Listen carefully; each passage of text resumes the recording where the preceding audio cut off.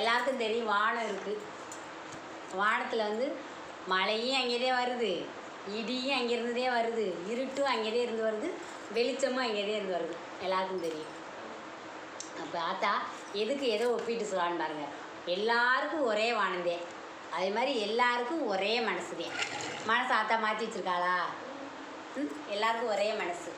அப்போ ஒரு சிலர் வந்து சொல்கிற வார்த்தை வந்து நம்மளுக்கு இடி மாதிரி சொல்லுவாங்களாம். நம்ம மனசை கலங்க வைக்க இடி மாதிரி சொல்கிற வார்த்தை கலக்கி விடும். அந்த ஒரு இடி வந்தால் எப்படி கலங்கி ஆத்தாடி எதுக்கு பயப்படாத இடிக்கு பயப்படுவான். இடி வச்சுலாம் பயப்படுவோம்ல, அது மாதிரி அந்த வார்த்தையை வந்து இடி விழுகிற மாதிரி சொல்லுவாங்களாம். மழை கண்ணில் கண்ணீர் வர்ற மாதிரி அந்த வார்த்தையை சொல்லிடுவாங்களாம். உண்மைதானே? மழை எப்படி அப்படியே நமக்கு கவலை வந்தால் எப்படி அழுது தீக்குறோம், அந்த மழை மாதிரி அழுது தீக்குறோம்.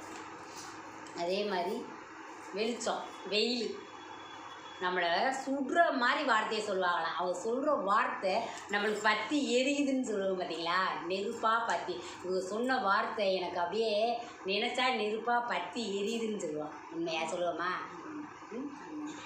அதே மாதிரி இருட்டாயிடும். ஒரு சிலர் சொல்கிற வார்த்தையில் நம்மளுடைய வாழ்க்கையை இருட்டாக்கி விடுவாங்க. உண்மையா? வெளிச்சத்துக்கே வர முடியாத அளவுக்கு நம்மளை மூழ்கடிச்சிருவாங்க அந்த இருட்டுக்குள்ள. அப்படி சொல்லுவாங்க அந்த வார்த்தைகளை. அதுக்கு அம்மா என்ன சொல்லுது, வானத்தையும் மனசையும் தொட்டு சொல்லுது.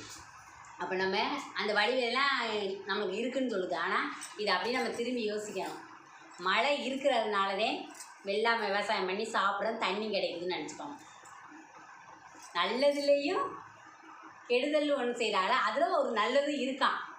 அதை நம்ம புரிஞ்சுக்கணுமா.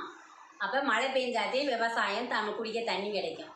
வெயில்னு இருந்தாத்தே நம்ம வந்து வெளிச்சம் வந்ததே எல்லா இடத்துக்கும் போக வர முடியும். அதே மாதிரி இருட்டுன்னு ஒன்று இருந்தாத்தே நம்ம படுத்து தூங்க முடியும் நிம்மதியாக. ஒரே வெளிச்சம் வந்தாலும் எப்படி தூங்குவீங்க?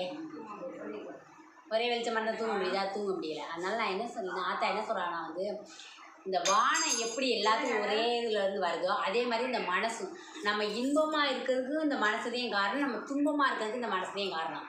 எங்கேருந்து வருது? இன்பமும் இந்த மனசுலேருந்தே வருது, துன்பமும் இந்த மனசுலேருந்தே வருது. சிரிக்கிறது இந்த மனசுலேருந்தே சிரிக்கிறோம். நம்மளை அறியாமல் அந்த ஒரு சந்தோஷத்தை கேட்டு சிரிக்கிறோம். அந்த அழுகையும் கண்ணீர் வேதனை எங்கேருந்து வருது? அதே இந்த மனசுலேருந்தே வருது. எதுவும் மாற்றமாக இருக்கா? இந்த வானத்தில் எப்படி வந்து மழை பெஞ்சா அப்படின்னு நம்ம திரும்ப யோசிக்கணும். நம்ம வாழ்க்கையில் வந்து இன்பத்தை மட்டும்தான் இந்த இதையும் ஏற்றுக்கணும். ஏன் துன்பத்தை இந்த மனசு ஏற்றுக்காது. வலி வேதனை ஒரு மழை பெஞ்சா அச்சோ மழை பெய்யுது அப்படின்னு ஒரு டென்ஷன் ஆகும். மழை இருந்தாத்தையும் தண்ணி வேணும்னு நினைக்க மாட்டோம். ஐயோ மழை பெய்யுதேன்னு இது பண்ணுவோம். அதே மாதிரி நம்ம வேதனையும் அப்படி அழுது தீத்துருவோம். ஒரு கவலை யோசனை வருது அப்படின்னா சரி இதையும் தாண்டி போவோம் அப்படின்னு நம்ம நினைக்க மாட்டோம். அழுதாத்தே அந்த கண்ணில் இருந்து அந்த கண்ணீர் வந்தாத்தே நம்ம மன வலியை குறையும். இல்லாட்டி தேம்பி நம்ம அழுதுகிட்டே இருப்போம். ஏன்னா அந்த மனசு வந்து அப்படி இருக்குது. அதனால் எங்கேருந்து இன்பமும் வருதோ அங்கேருந்தே துன்பமும் வருது. வாழ்க்கையில் வந்து எல்லாமே கடந்துதே ஒரு மனசுதே காரணம். இன்பத்தையும் வர வச்சுக்கிறோம், துன்பத்தையும் வர வச்சுக்கிறோம். முடிஞ்ச வரைக்கும் வாழ்க்கையில் வந்து இதையும் கடந்து போவோம், அந்த துன்பத்தையும் நம்ம கடந்து போவோம்ன்ற மனசை வந்து நம்ம தான் பக்குவப்படுத்தணும்.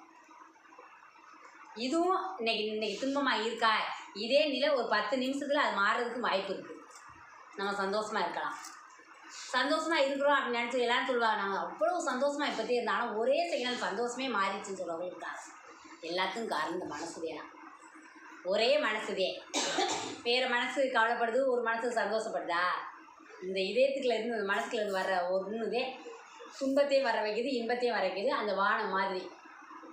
அதனால் வானத்தில் எப்படி எல்லாம் இருந்தாத்தையும் நம்மளுக்கு மகிழ்ச்சி ஆகிருப்போமோ அதே மாதிரி நம்ம மனசுலையும் வந்து எல்லாமே இன்றைக்கி நடக்கிறப்போ இன்றைக்கி நடந்துருச்சு, நாளைய பொழுது நல்ல பொழுதாக வரும், நாளைக்கு நம்ம சந்தோஷமாக இருப்போம்னு அதை நம்ம நினைக்கணும்.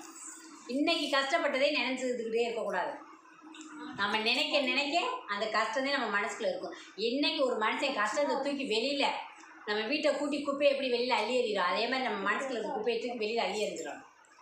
அடுத்த அப்போத்தே இன்பம் அள்ளி எறியணும். சரியா?